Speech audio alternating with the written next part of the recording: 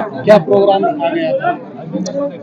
Bharatiya Janata party के संगठन की जो बैठक होती है, चूंकि चुनाव का बिगुल बज चुका है, चुनाव की तारीखें घोषित हो चुकी हैं, चुनाव की दृष्टि से भी संगठन की बैठकें जो होती हैं और चुनाव की दृष्टि से ही इस बैठक को रखा गया था।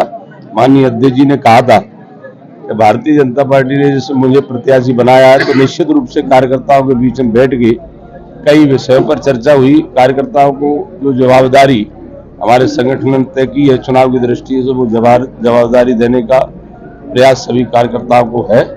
और निश्चित रूप से मैं आपके माध्यम से कार्यकर्ताओं से भी और जनता से भी यही प्रार्थना करूंगा कि हमारे देश के प्रधानमंत्री नरेंद्र मोदी जी के नेतृत्व में देश प्रगति और तरक्की की ओर है।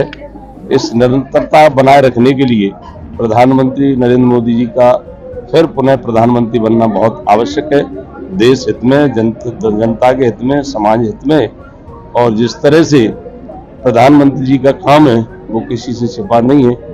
हर घर तक योजना देने का काम हमारे देश के प्रधानमंत्री जी ने किया है, विकास कराने का प्रयास किया है और देश को राष्ट्र एक परम वैभव पर पहुंचाने के लिए हमारे प्रधानमंत्री जी काम कर रहे हैं। निश्चित रूप से ये चुनाव प्रधानमंत्री जी का है, भारतीय जनता पार्टी का है। सभी से प्रार्थना है कि भारतीय जनता पार्टी को आशीर्वाद और प्रधानमंत्री जी को आशीर्वाद, मुझे भी आशीर्वाद, सभी का मिले। जनता का समर्थन किस प्रकार से आपको मिल रहा है?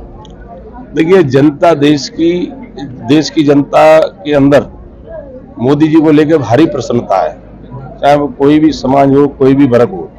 मोदी जी जब से देश के प्रधानमंत्री बने, हमारे देश की चर्चा विश्व स्तर पर हो रही है कि वास्तव में हिंदुस्तान के अंदर जो प्रधानमंत्री हैं उन्होंने जो काम किया है वो निश्चित रूप से एक उदाहरण बनता जा रहा है।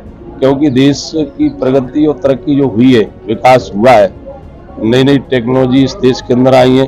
हमारी कई चीजें प्रधानमंत्री जी ने कम समय में 10 साल के अंदर देश को देने के लिए प्रयास किया है, जिससे देश की धीरे धीरे और रफ्तार बढ़ेगी। और 2047 में मैं ये कहूँगा कि हमारा देश विश्व गुरु निश्चित रूप से आगे चल के बनेगा, ऐसा मैं विश्वासपूर्वक कह सकता हूँ।